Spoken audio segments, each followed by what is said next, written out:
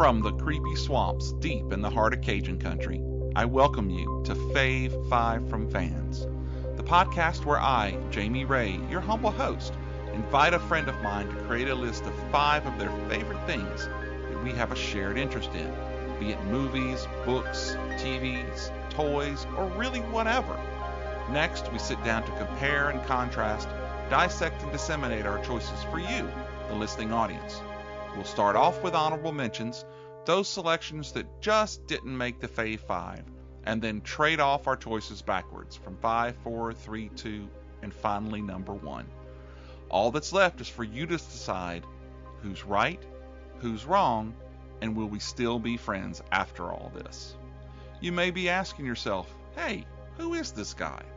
Well, I'm a dad, a husband, a son, and a brother, among other things.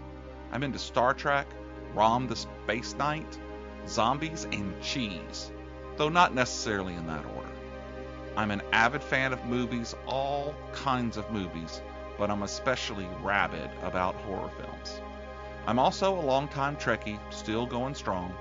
As a Trekkie, I made some close friends, and we travel all around to Star Trek conventions. That made for a lot of windshield time, and a lot of what's your favorite conversations. I hope that this podcast can capture some of that fan fervor we had, but this time with a different guest and a different topic each episode. We'll be discussing everything from alien invasions to zombie attacks, from war movies to musical numbers, Edgar Allan Poe to Stephen King, both literary and adaptations. I can't wait to get started, so please sit back, strap in, and get ready for this episode of Fave 5 From Fans. Welcome to a very special episode. I am so excited to have the originator, the one, the only, Phantom Dark Dave on our show today. Welcome, Dave. How you doing, Jamie? I am doing great. I'm as giddy as a schoolgirl. I am so excited. Dave, as I've told you before, and if everybody out there hasn't heard me, Dave is one of the reasons why I'm doing what I'm doing today. I have loved your show, and I've loved the energy and everything that you give. And when I've listened to things like your show, I said I wanted to do that. So to have you on today is just, I am tickled pink. Well, I appreciate that, man, and it's an honor to be here because that was the biggest compliment that I could have ever got is when you told me that I inspired you to start your show. It quickly took me back to the days when I was just a listener of the Fright Club podcast, and they inspired me to do my show. And so I guess that's just the way it all turns around, and it's really cool that we're all friends on Twitter, and we all talk, and then we all get to do these shows together. So, man, I'm not only honored, I'm happy to be here. Oh, I'm so excited. And we have such a cool topic, too. Knowing the things that I've heard from you, I was thinking, okay, well, we're going to do some really out there sci-fi or some, and no, what does Dave come down that he wants to do but Jimmy Stewart films? That's right. And when you said that, I was like, man, I am down for that. Because Mr. Stewart has been one of my favorite actors for as long as I can remember. And so to do this one, and especially to do it with you, Doom, I'm down. I'm down. This will go down in the books. So before we get started, tell us a little bit. We know Moment of Silence for Dave's Pop Culture Podcast, but now you've moved on to some other things. Why don't you tell us a little about what you're out there doing? Yeah, so I am on the It Be Like That network, where I am featured on one podcast called the Terrible Terror Podcast, which is run by a good friend of mine, and it's Brian, and he basically does a show where he reviews. It started with just terrible horror movies, and then it became just a guilty pleasure podcast where he talks about just whatever he's feeling, and he does 2 movies a month, and we got to talking, and, you know, similar to you, everybody really enjoyed the podcast that I did, and I met a lot of great people through it, and he cast me an invite. You know, I kind of let him know that I still had the fire to do it, but I kind of burned myself out and my life was kind of hectic and I couldn't do it because, man, I was like you. I was popping these episodes out left and right. And it just occurred to me, like, what if I just did one a month? And, you know, my podcast feed was going to renew, and things were so hectic, I wasn't going to renew it because I felt like I wasn't going to deliver the way I should. And I had popped out 235 episodes of Days Pop Culture Podcast. Wow. And then it hit. I know, time flies when you're having fun. And that's all in just under 2 years. That's amazing. That is amazing. I was addicted, man.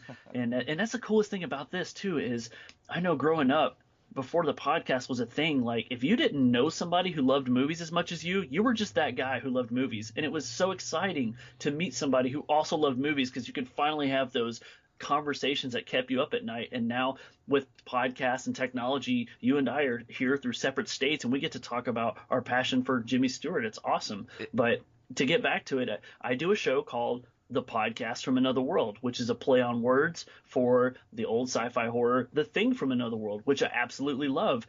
And so similar to you letting me come on your show to talk about old movies, that was something I've always wanted to do, but I never really did. Like I had my own show and I still covered a variety of topics, and it was rare for me to talk about older films. And so with Brian bringing me on his show, and I'm kind of like, he's the headliner and he does the prime time stuff, and I'm the guy that if you're still awake, I come on at midnight and I'm the filler episode. But I basically just cover sci-fi and horror from the 1920s through the 1980s, and I just have a great time doing it.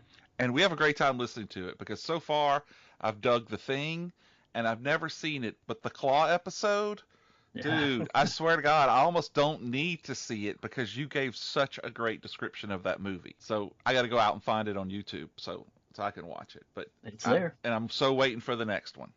Oh, yeah. Yeah.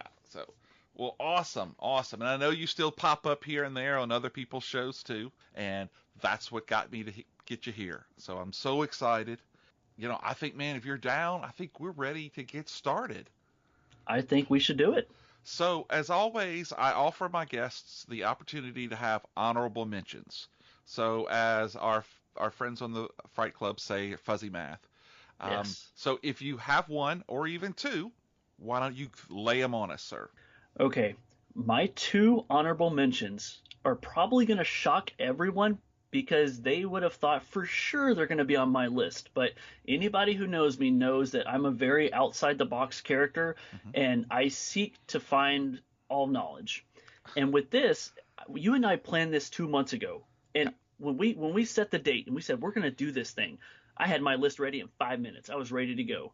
And sir, I will tell you right now, that list changed so many times, and 3 of the movies have switched, including my number 1. Wow. And so with that being said, the 2 movies that did not make my list that they are probably on your list are going to be Vertigo and Rear Window. Neither are in my top 5. That's okay. So see, that's great because you're right.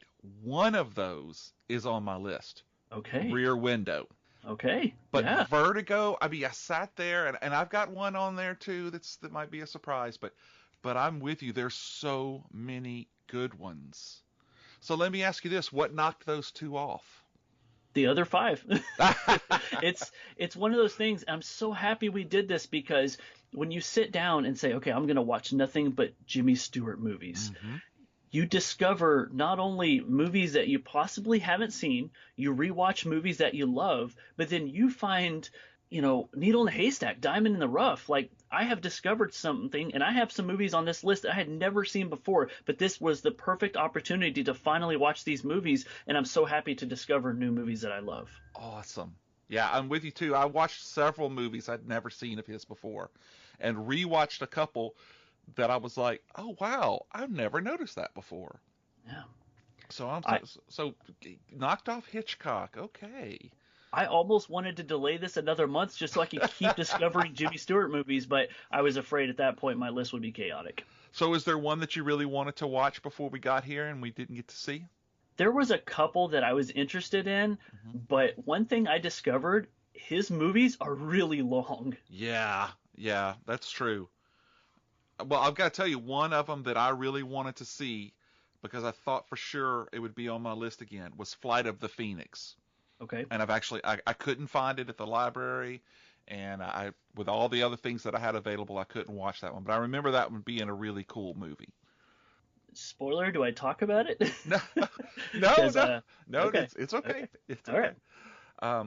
So that's cool. So So two Vertigo and Rear Window. All right, Yeah. Hitchcock. Okay, well, I have two honorable mentions as well because it was very hard to knock off these Hmm. numbers. The first one was, well, actually, both of these are movies that I've just watched in preparation for this podcast. The first one being 1958's Bell, Book, and Candle with Kim Novak, as we know from Vertigo, and Hmm. Jimmy Stewart, where Kim is a witch in modern day times in New York's Greenwich Village. And she encounters Jimmy Stewart, who plays a publisher, and decides that she wants him and puts the voodoo on him and makes him fall in love with her. Have you seen this one? This is one that I used to own and I never watched it. Really? I know when you said that you were going to watch it, I was excited to hear. Yeah, I really enjoyed it, not having seen it before, but having seen Vertigo. I was interested to see how their interaction was going to differ. Sure. And my gosh, she's a beautiful woman. Mm. And she has this whole scene where she's putting the gris gris on him, and she's got her cat in front of her, and she's like singing a song, and the cat's ears make this mask thing on her face. It was fantastic. I really enjoyed it, and I really enjoyed Jack Lemmon, who plays kind of her Oh, wow. her strange brother Nicky, and Howard McNear, the barber from Andy Griffith's show, Floyd. He plays Jimmy Stewart's partner in the publishing. Oh, And wow. yeah, and I was like, hey, it's Floyd, the barber. So really, really liked that one. And then the other one is actually a movie I just got to see last night for the first time. I own the Criterion and never popped it open, so I sliced that wrapping open and watched 1959's Anatomy of a Murder from Otto Okay. Preminger with Lee Remick. Again, Jimmy Stewart knew how to choose his castmates because she was beautiful and she played her part, I thought, very well. Ben Gazzara, the jerk from Roadhouse, was really good at being really bad, and I enjoyed this one a lot. But I think the number one thing about this movie I that struck me was Jimmy Stewart's secretary, who was Eve Arden, the principal from Grease. Grease. Yes, wow, there's a lot of cool things. You even saw Duke Ellington was in the movie for a few minutes, playing a pianist in a jazz bar, Oh, and it's just a great film. And if you've out there, if you've never seen it, there's a reason why it's on Criterion. It was a good movie. Yeah, I agree. Yeah, yeah. So so now that we've got those out of the way, it is time to get down to the nitty gritty. So Okay. I'm going to invite you to give me your number 5 film. All right, my number 5 film. Is there an echo in the room? Because it is Anatomy of a Murder. You perfectly described it. It's a courtroom drama. Jimmy Stewart plays an attorney named Paul Beegler, and he's contacted to defend a United States Army lieutenant who murdered a man that raped his wife. And I will tell you, I went into this blind, just like you did, and I watched this just a few days ago. This was one that was not originally on my list, but I've always been aware of the movie. I'm mostly turned off by the length. It's like almost 3 hours. It's very Right. long. Like, you cannot watch 2 James Stewart movies in one night. It is not going to happen. But I'll Nope. tell you, to me, this movie was great because not only did I not know what to expect, just like you said, it is littered with so many people in it, and we talk about who he's up against. Everybody's so young, they're unrecognizable, and you have a young George C. Scott in this movie. Like, what? Yeah, so svelte and slim up there. Yeah. Mhm. And I don't think I watch a lot of courtroom movies, but this one really put me in there, and I feel like I know everything about being a lawyer now. So don't try to argue with me, But no, I absolutely enjoyed this movie. This is one that I will definitely watch again because the hardest time I had with making this list was trying to figure out, what does a top 5 Jimmy Stewart list mean? Does that mean my favorite 5 movies that he's in? Does that mean my favorite 5 performances, but they may not be my favorite movies? And when it got down to it, I said, what are my favorite Jimmy Stewart characters? And that's his portrayal of a has-been lawyer that spends all his time fishing, Yeah. but now he's brought back into the game, and he's up against not one but two hotshot opposing attorneys, and he just looks like he has so much fun playing this role. And it was late in his career. You said 1959. He had already been an established figure at this point, but for like you said, anybody that hadn't seen it, it's definitely worth a watch. And I especially like the performance by Joseph Welch, the judge. Yes. He was phenomenal just as he came in, because he's like a visiting judge, and he just felt like that uncle that you really always enjoyed sitting down with. And we tell him, boys, now stop fighting. I'm not going to put up with this anymore. And then, of course, Murray Hamilton, who was Alphonse, the bartender, as of course, from Jaws, he's the mayor. Yes. And God, he was so young, Really enjoyed it. That's an excellent pick. Pick. Sounds honorable. Yes, it does. So I'm going to counter that with what some call Jimmy Stewart's best performance ever. I call it my number 5 movie for no other reason than there's 4 other ones I liked more.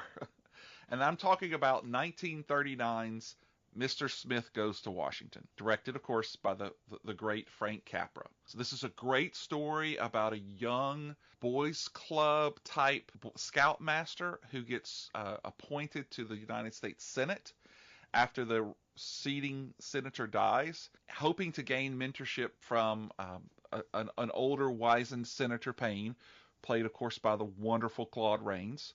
But what he doesn't know when he gets there is how corrupt it actually is. And when he finally decides he knows what's going on and stands up against them, they take it to him. And they almost break him. And the best part of this movie is he gives a 24-hour filibuster. So he's not going to give that whole floor up. So it's a wonderful movie. Jean Arthur's in it. She plays Clarissa Saunders, kind of like the girl Friday.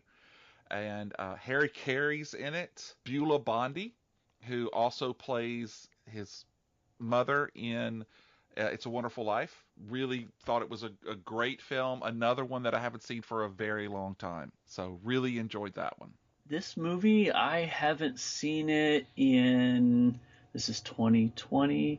Dare I say 17 or 18 years. Gosh, it's probably that for me. Yep. Yeah, I didn't get to rewatch it because it was one that's like, oh, I've already seen it before. If I'm not wanting to rewatch it right now, it's probably not on my list. I just gave it the benefit of the doubt. If it didn't impress me enough, but I remember watching this, and I don't want to date you, Jamie. I apologize, but I watched this in my senior year of high school. Oh, wow. Okay. And so they showed it to us in government class, and I was notorious for sleeping during that class. It was so hard to stay awake. They actually called me Captain Narcoleptic in school because I slept. But I'll tell you what, with this movie on, I stayed awake, and I heavily enjoyed it. But at that time, I was only a horror guy, so I didn't know James Stewart. And just you telling me again that Claude Rains is in it, I'm mad that I didn't rewatch it. So being that it's on, your number 5, I'm definitely going to give it a rewatch. Well, it's definitely a great watch, especially if you enjoy It's a Wonderful Life, because pretty much this is a whole family reunion. Because you've got Frank Capra as the director. You've got Jimmy Stewart, who played George Bailey. You've got Beulah Bondi, who played his Ma Bailey. You've got H.B. Warner, who was the Senate Majority Leader, who was Mr. Gowers. And then you've got Diz Moore, who played a guy named Thomas Mitchell. That was Uncle Billy.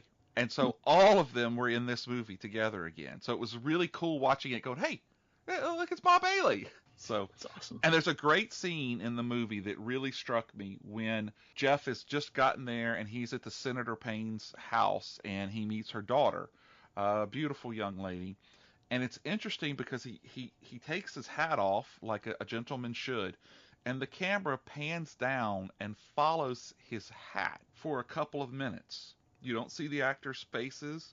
All you hear is their conversation. He's obviously very nervous, moves the hat around, drops it, picks it up, just is constantly in motion. And it really struck me as, wow, what an interesting piece of camera work to take away from the actors just to watch that one little thing. And that really stuck with me. I really liked it. So that would mean we're going to hear your number 4 now. My number 4 is from 1948. It is my favorite Alfred Hitchcock film. It's Rope. Rope, yes, good choice.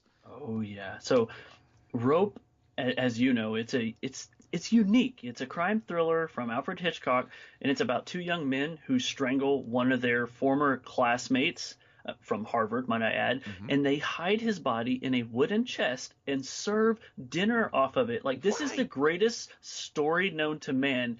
And at first, Jimmy Stewart's not in this movie, right? And you're right. thinking, when does Jimmy pop up? Well, everything is going according to plan, and we call this an intellectual homicide, by the way, until Jimmy Stewart shows up, who happens to be their former prep school housemaster, and he starts to get suspicious, Jamie, and his performance is awesome. Awesome. It is so good. This movie is actually on my list as well. It's a little higher up, but I cannot agree with you more how good this film is.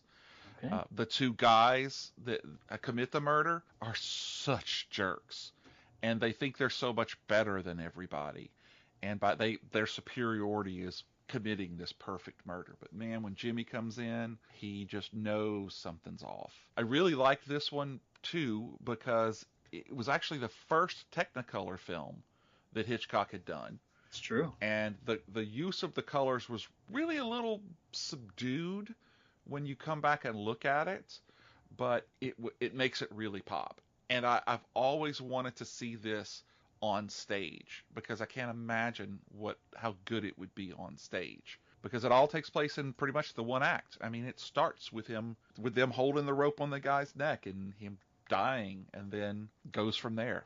It's a great movie.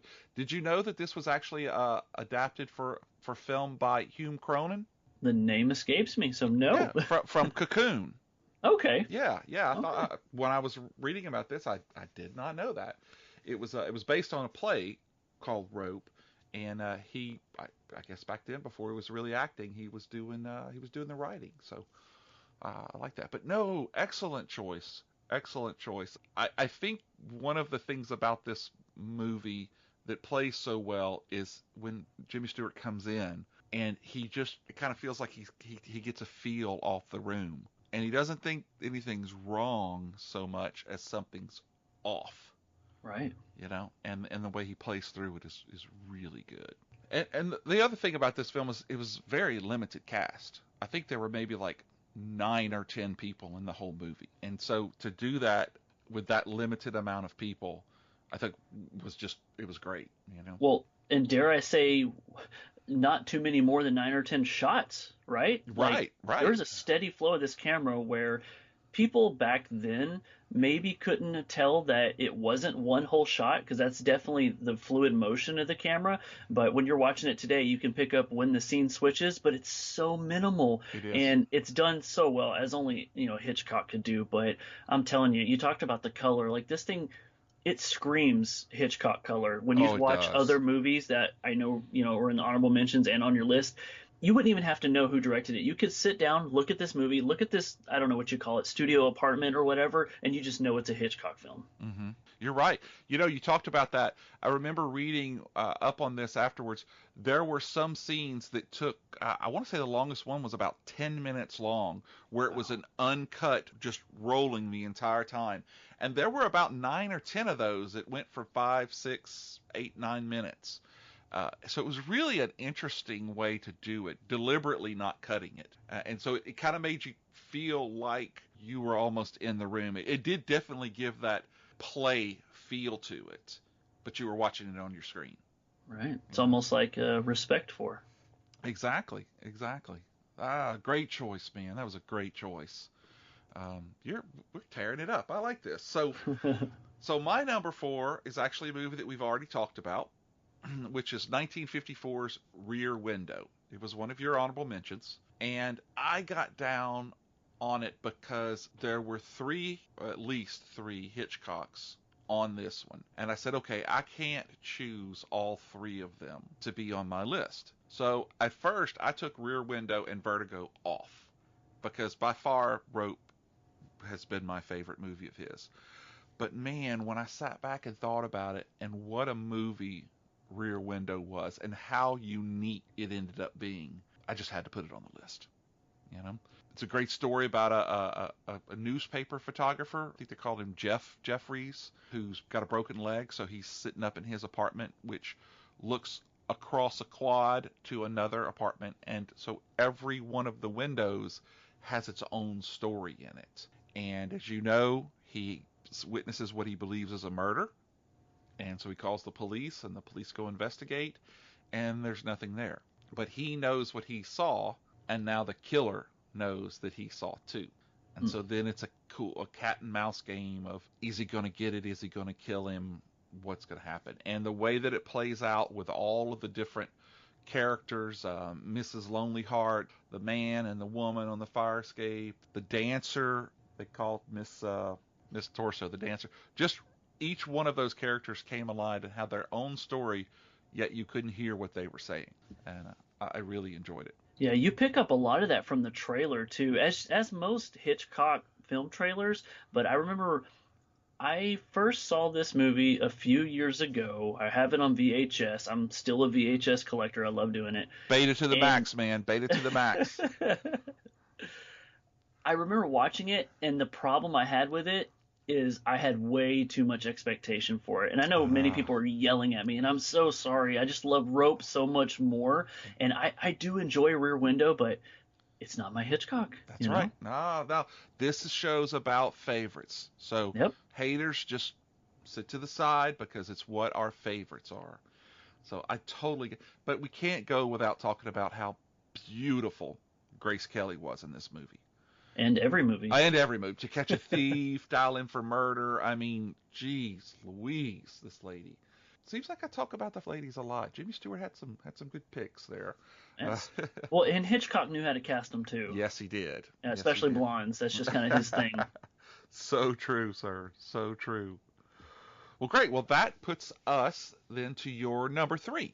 I have to say off the bat, the hardest thing for me in this wasn't my number 1. It was figuring out 2 and 3, because my third and second pick could have went in any order. I love both of these movies a lot. Right. And I literally spent the most time trying not to screw this up. And so I rewatched one of them today, and it helped kind of seal the deal.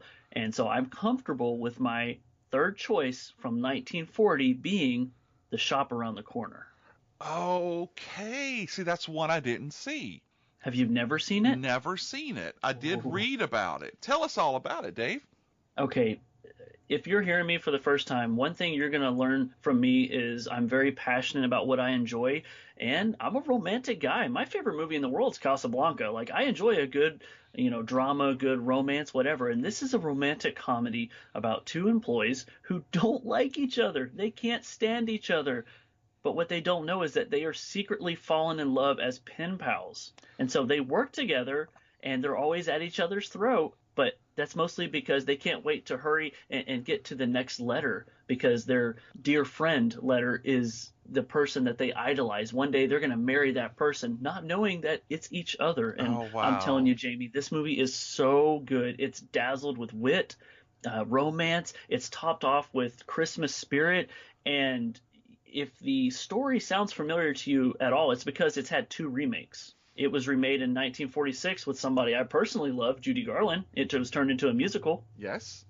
And then, of course, there's another version, which I've never seen, and that's You've Got Mail. I've never seen You've Got Mail. I know.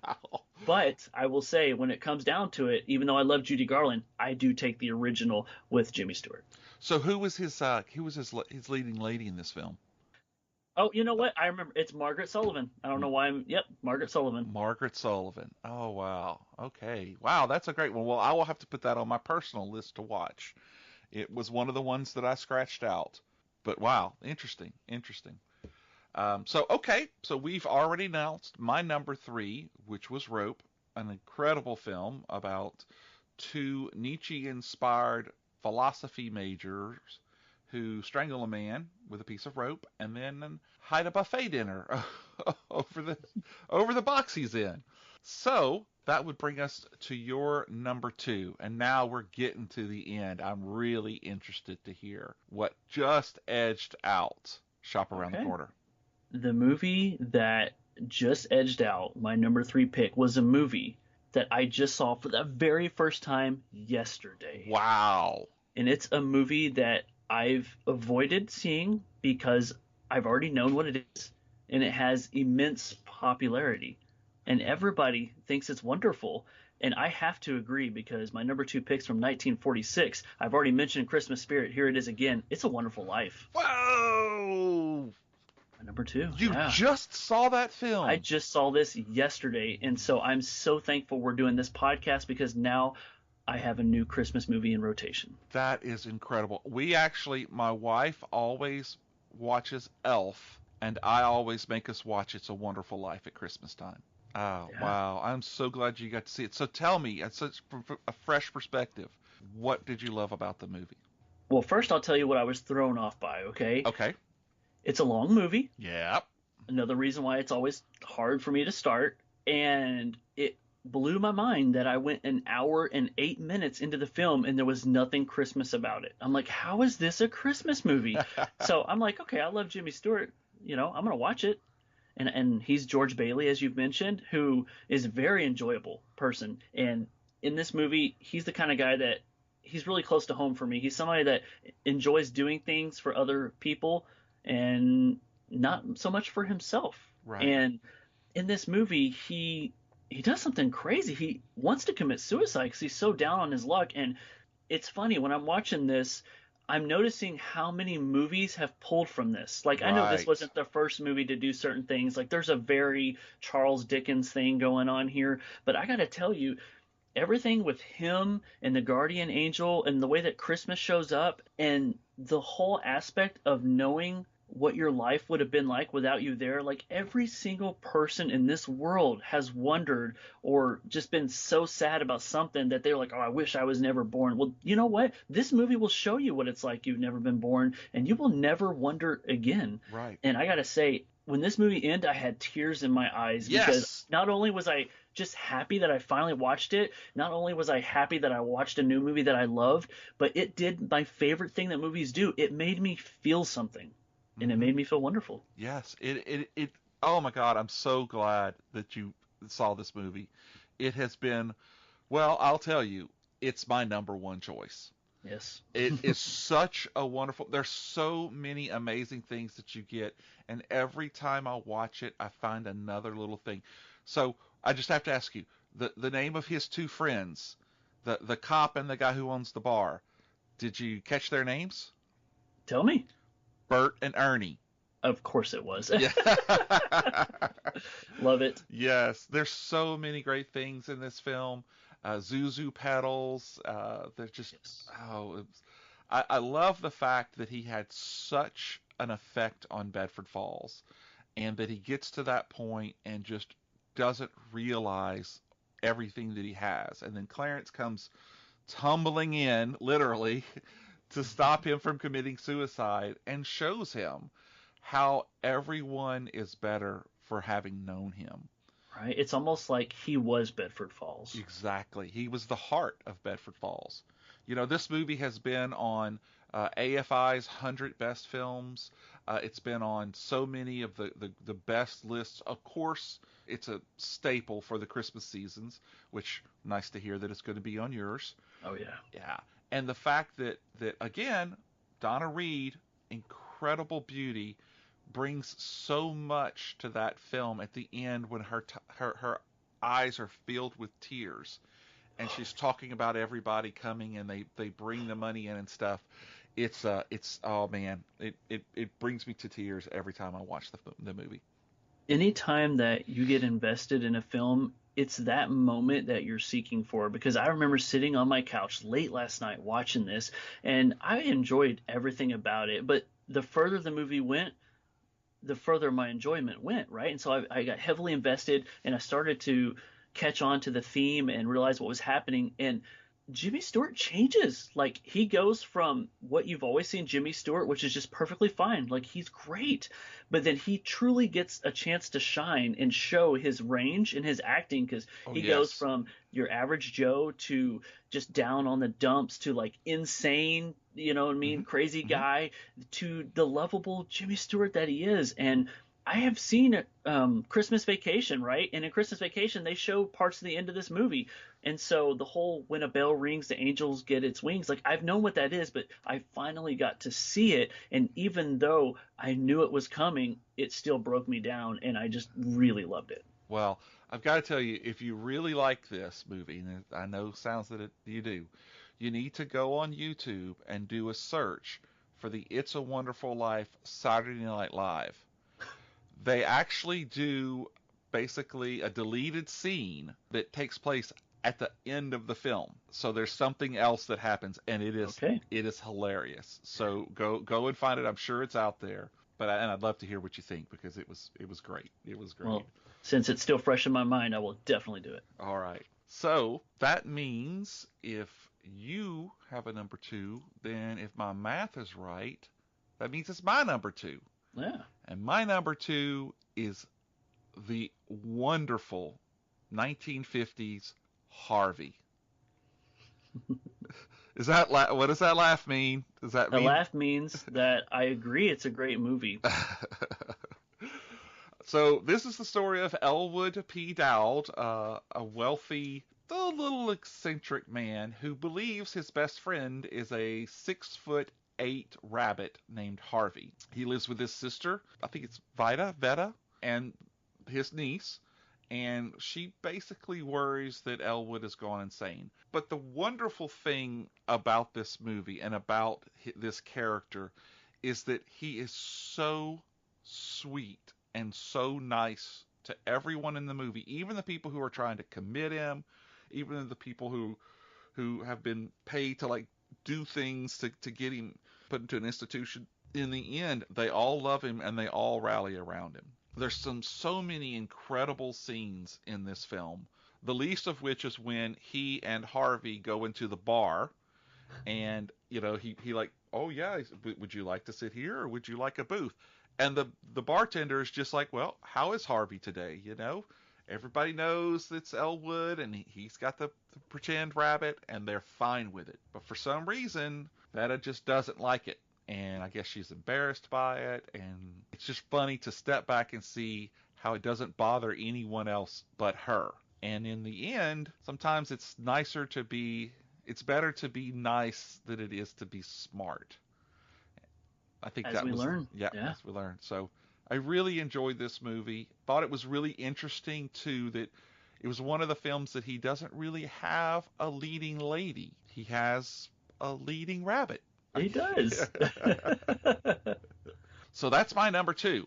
So let me see. Take off 5, travel the 3, on to 2. That means it's your number 1. It is my number 1, and I can't wait to tell you what it is. Bring it on, baby. I don't know if you've ever heard it or seen of it, but it's called Harvey.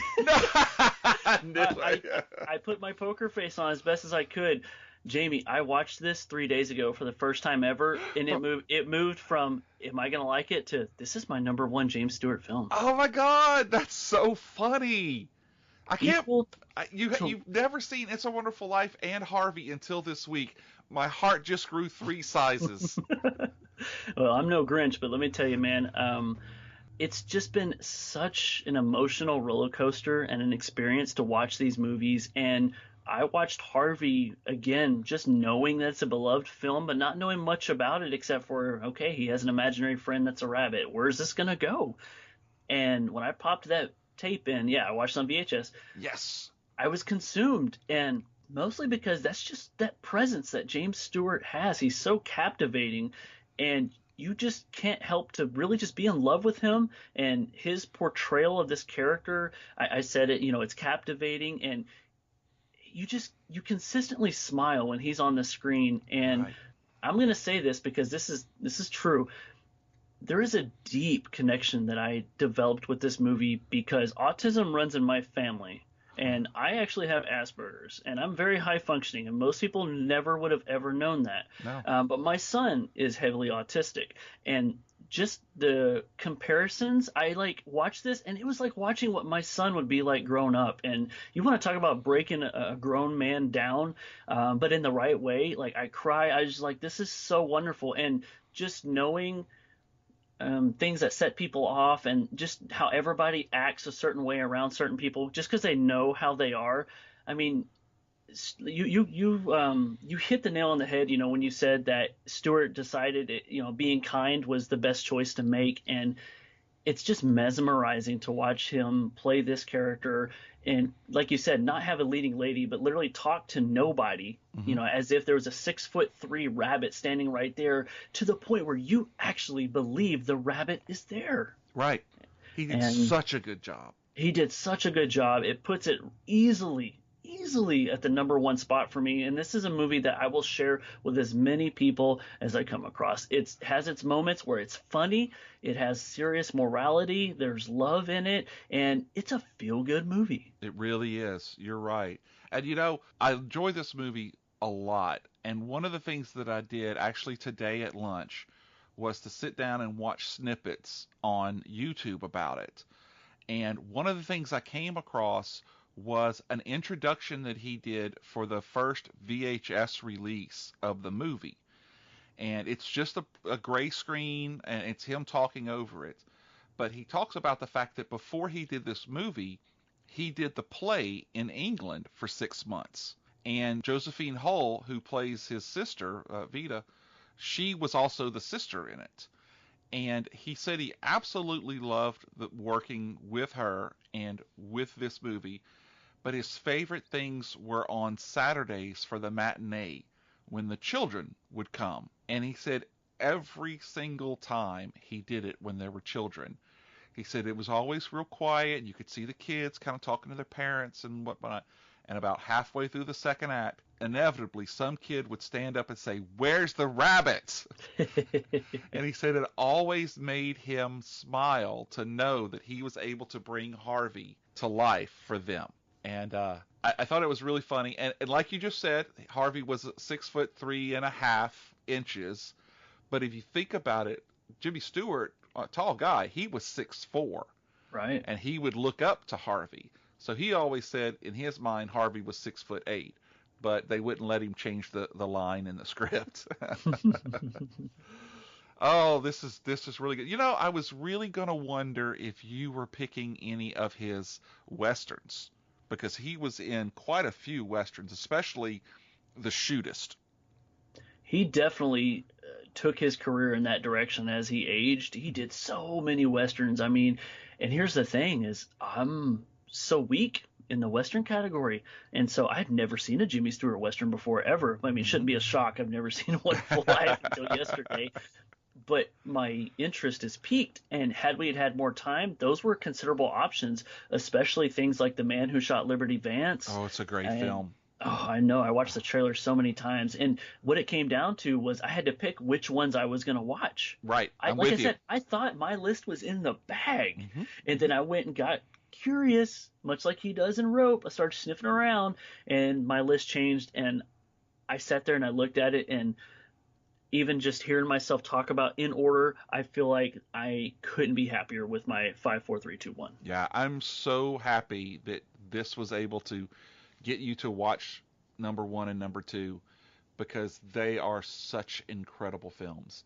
I mean, he's made some movies that aren't that incredibly great. I mean, every actor who has the library that he has, they can't all be I think he's got like 100 credits. Yeah, it was crazy. But, I don't know, you've probably never seen Airport 77. That was, pretty late into his life. And he still had that twinkle, It's such a good movie. One thing I did notice was I didn't watch 1953's Thunder Bay, but I'm pretty sure that the area around where Anatomy of a Murder took place was called Thunder Bay. So I'd be interested to go back and look that up and see if there was some connection between them, or if it's a real place. I think you're right about the name. That sounds strikingly familiar. Yeah. I want to say when who was it? Someone was on the stand and they were talking about the way that she was dressed and how she was going barefoot. He says something to the effect of, "Well, there at Thunder Bay, aren't there plenty of women, going barefoot and stuff like that?" Yeah. So, And you want to know something kind of it's kind of sad in a way, but it's also kind of heavily ironic. Is we just recently lost an actor from Anatomy of a Murder. oh yeah, About let's see, when this episode comes out, probably about 2 months ago. okay, who was that? Forgot his name. It's Orson something, but he played the doctor. He was the guy they pulled on stage to ask about. I said on stage. That's what my mind is. 'Cause when you're in court, you're always on stage. Not that I know, but Orson Bean. yes, yeah, Yes. and he was Dr. Matthew or something, Uh-huh. and I was like, wait, somebody from that movie was still alive? Wow. Well, he was really young in that He movie. was, Yeah. Because But I think his friend actually makes a joke about couldn't you grow a beard or here wear some glasses or something. yeah, it was the glasses thing too. I remember saying, Yeah, I put them that's on it. and it looks better. Yeah. Wow. No, I didn't put that together. Yeah. Wow. He was actually acting up until I think he was in Equalizer 2 Oh, with goodness. yeah. So man, that was just a couple of years ago. I didn't put that together. Of course, I just watched it last night. So, there you go. There it is. Wow. So there we go. Fave 5 Jimmy Stewart movies. I am so excited to have done this with you, Dave. I really, really appreciate you you sitting down and going through these and then sitting with me. It's been an absolute pleasure. It sure has, man. And thank you so much for bringing me on here to do it. You talked about being giddy. I always get giddy when I get to talk with friends about classic movies. And I hope after you make your rounds and I get to come on the show a second time, we choose another classic movie actor. I am totally down with that. Just not Judy Garland. I know you love her, man, but she's in too many musicals for me. Fair enough.